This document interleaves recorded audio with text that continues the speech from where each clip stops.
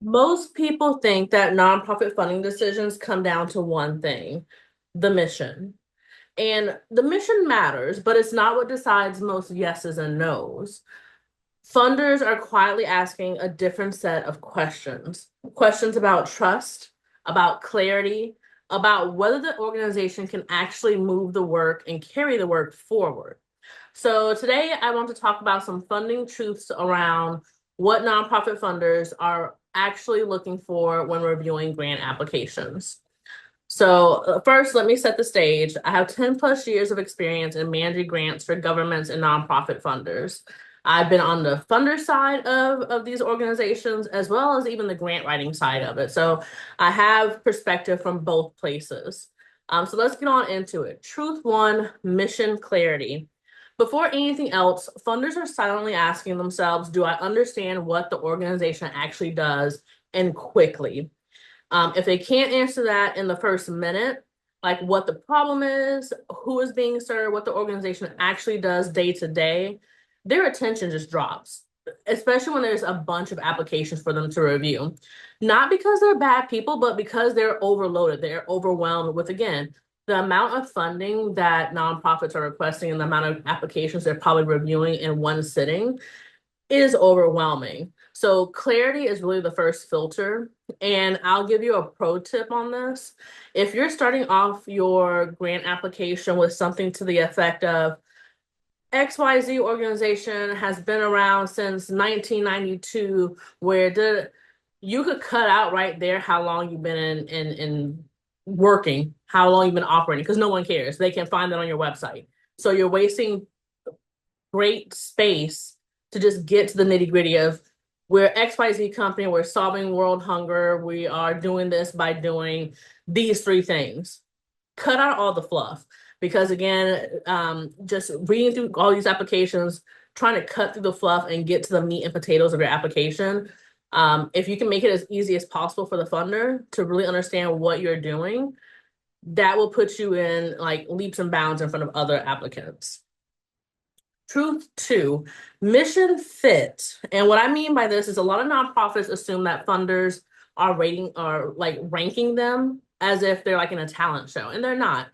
Funders are asking, does this align with our mission right now? Does it fit our geography, the population, strategy, timeline? And are we the right funder or are we just a funder? And what I mean by that, many times especially on the side of a funder, there are so many organizations who are just applying and applying, but they're not really reading the funder's mission or the funder's purpose of why they exist to fund organizations. And so just because the money is available, it doesn't mean that it's a right fit for the funder and a right fit for the grantee. So it's really, as the grantee, to really try and figure out if this funder can be more than a funder, because ideally that's what you should be looking for. Like it's great if someone will fund your organization, but you will want to turn them more so into a partner.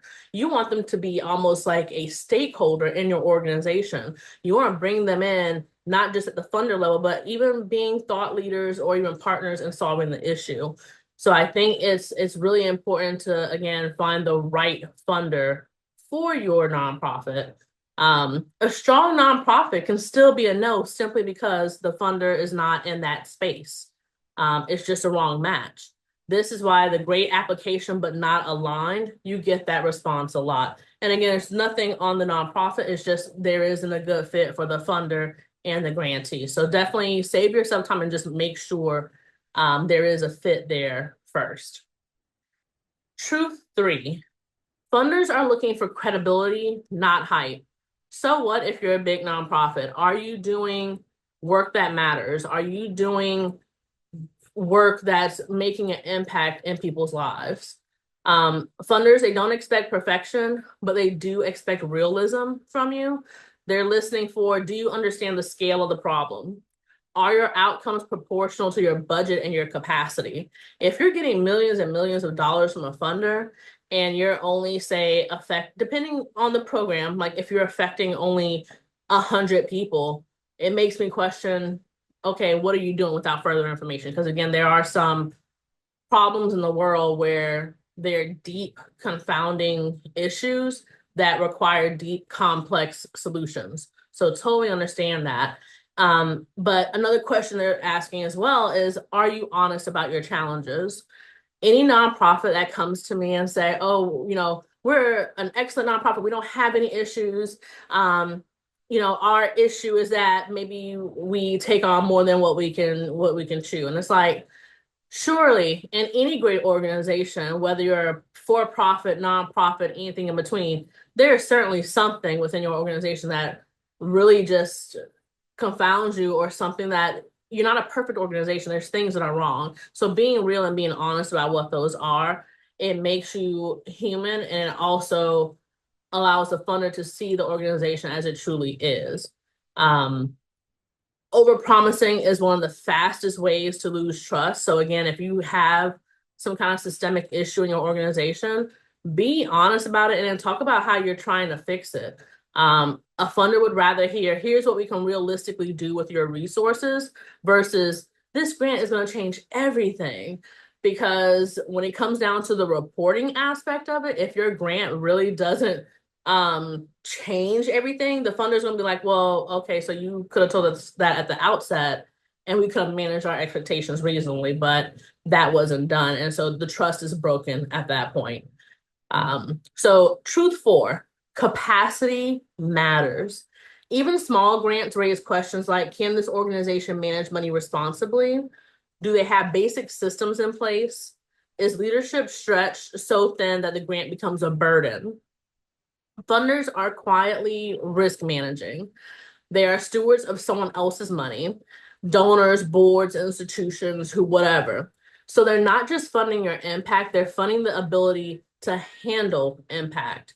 And it's so important in grant applications I've seen where, especially if you're a newer nonprofit and you don't have the infrastructure in place to even manage the grant. So if you don't even have a donor database, if you don't even have a website, there's been so many times that I've had funders wanting to give money out to an organization, but nowhere on their website do they list their EIN or even where to mail a check to.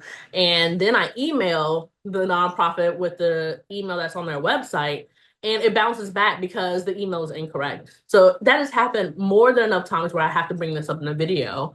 But yeah, so I would say really making sure like the base level things are complete in your organization is very important, because that does speak to your capacity. All money is not good money, and that also goes for businesses as well. You can get a grant, $1 million grant.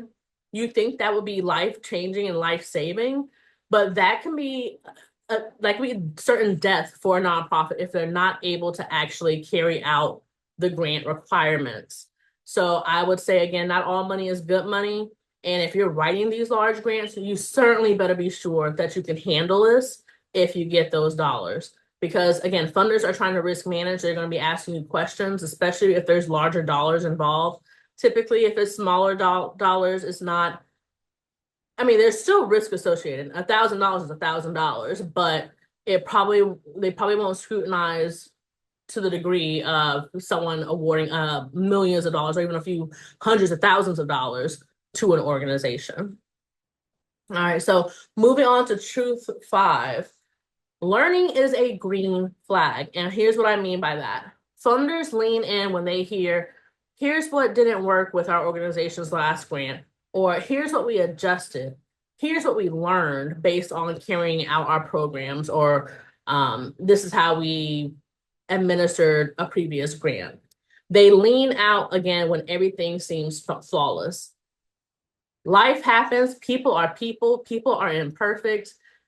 Real work is messy. I never expect, even on a funder scale, that everything, whatever you put in the original grant application, I don't expect, honestly, as a funder, that 100% of the things that you listed in your grant application will actually play out. Because again, people are messy, life is life. It is what it is. But I would at least hope a certain amount carried through or followed through. But things happen. So organizations that can name that, they tend to grow and they build trusting relationships with their funders, which will lead to other funding further down the road as well. Truth 6, speaking of relationships, relationships are real, but not in the shady way, mind you. This isn't about favoritism, it is all about familiarity. Quite honestly, funders are more confident funding organizations that communicate consistently. They show up before they ask. That's it's think of it as that family member who only texts you or calls you when they want money. Like literally anytime they show up on your caller ID, you can bet with certainty that they're gonna be like, hey, cuz I know we haven't spoken in a while. How are things? Hey, I need to borrow a couple $100. You don't want to have that type of relationship with a funder. So showing up before they ask, understanding the funder's role, again, making sure that it's a good fit for both missions, and treat the relationship as ongoing, not transactional. A cold application can win, but trust makes decisions so much easier. So I would say the best way to build relationships in a sense like that would be to say, for instance, you were funded a grant from an organization. If it's like an event or some type of program, invite the funder in to see the program in action. That's a great way to start. Having periodic updates. Typically with a grant, you do have grant reporting that is required, but to just send an update, an email update saying, hey, we have these series of workshops going on, but we had a particularly great one this weekend, and this was a testimonial email that we received from a client who participated. Just wanted to thank you again for your investment in us and our clients and sending that along. And again, it's not one of those things where you're asking for money. You're just giving updates, short and frequent, and then also extending the invite, allowing them to be part of the actual grant. So those are just some tactical ways you can actually build a relationship with the funder beyond just, hey, here's some money, good luck to you. All right, we're almost done. Truth 7, the governance. These last two are just so important that I saved them for last. Truth 7, governance. Is this organization stewarded well? What that means is funders absolutely care about your governance, even if they don't say it plainly. It's almost just an obvious thing for them. What they're really asking are these things. Is the organization being held well? Is decision making shared, or does everything live in one person's head? Is there accountability beyond the executive director? They're listening for signs like an engaged and functional board, not just names on paper. Clear roles between board and staff. Basic policies in place like conflict of interest, financial oversight, etc. A weak or inactive board doesn't always disqualify an organization, especially if you're newer, but it does raise the risk profile. So like I mentioned earlier, funders are managing their risk. This isn't just their dollars. These are dollars of donors, board members, and other folks. And from a funder's perspective, if something goes wrong, who notices in the organization and then who intervenes? So good governance signals stability, maturity, and shared responsibility. But to go back to a couple of those points, I love my passionaries out there. In my other video talking about nonprofit, like if you wanted to start a nonprofit, typically the nonprofits that I would see, there's a cohort of them where they are started by a passionary. This is a person who is just really, really, really, really, really super passionate about a cause, but they gather up some friends and family members, cobble together a board. They have no clue on how they're going to fundraise. They have no clue on how they're going to pay staff, or if it's just a volunteer board. There are no documentation and there's no documents in place. They just have their 501c3 letter, their tax exempt letter, and they think they're ready to go. And it's those folks, I'm like, if something was to happen to that passionary, that person who started the nonprofit, if they won the lottery or heaven forbid they just die one day, no one would be able to pick up that organization and go because they don't have a succession plan. They don't have a transition plan. They don't have any of these things in order. And a nonprofit or a funder rather, they are going to be really, really hesitant to invest significant dollars in an organization that's structured like that because they want to see their dollars go further. They want to see their dollars make a significant impact beyond just that 1 year, that first term of funding. And so it's so important when, I don't know, depending on where you are in your nonprofit journey, administering a nonprofit, Probably the biggest tip that I can give you is making sure that your organization will last beyond you, beyond the passion, beyond the funder or the founder rather. You want to make sure that if something was to happen to the executive director, there is a chain of command. Typically, it would be then either your chief operating officer, or if you don't have a paid board, or sorry, paid staff, maybe it will go to the board chair for the interim, and then they will lead the organization so they find someone to replace you.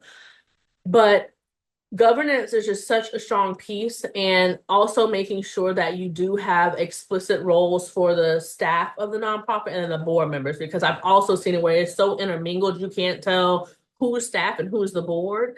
And there's so many different resources for that. Board Source is one, for instance. And depending on where you're located, I would say your local community foundation, I'm pretty sure, might have some training for you on that.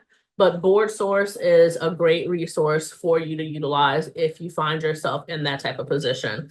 But governance, hands down, so important. And I think I actually interweaved sustainability a little bit in here. So that's the last truth I'll leave you with. Truth number 8, sustainability, what happens after our money is gone. So this is another place where funders, they read between the lines on a lot of this stuff. They're not necessarily expecting you to be fully funded forever. However, they are asking, is this organization overly dependent on one grant? Is there a plan beyond this funding cycle? Are they building something that can last, even modestly? And I would say, with the organization I'm working with now, one of the questions on our grant application is, how are you going to, if we fund you for this first year, will this program continue without our funding in the second year? How will you continue this program forward if you don't receive funding for the next 2 to 3 years from us? What's the plan? Sustainability is not just about the money. It's, again, about the leadership, continuity, staff burnout. The nonprofit sector, God bless them. I mean, people who are working for public service or nonprofit, they are susceptible to higher rates of burnout just because of the nature of the job. That's a heavy, what do they call that? Compassion fatigue. You are dealing with people who are probably at their lowest moments in their lives, dealing with delicate topics, dealing with families with children in harrowing circumstances. And not to say that no one ever goes into public service or nonprofit work for the pay. No one ever does that. And so you have that compassion fatigue layered on top of maybe you're getting paid minimal wage, you don't have health insurance coverage. So staff burnout is a real thing when it comes to the nonprofit sector. And then, funders, they do get nervous when they sense that there's a constant crisis mode, when there's always an email campaign saying, we need money for this, we need money for this, we need money for that. If it's constant crisis mode and there's no diversification strategy and everything hinges on just that one grant, they're very unlikely. They may fund you for that first year, but then they will wean you off of their grant. That is typically because they don't want to be the one organization, the only organization sustaining you, because I'll have to find, maybe that's for another video, but there is a breakout of when it comes to a healthy nonprofit.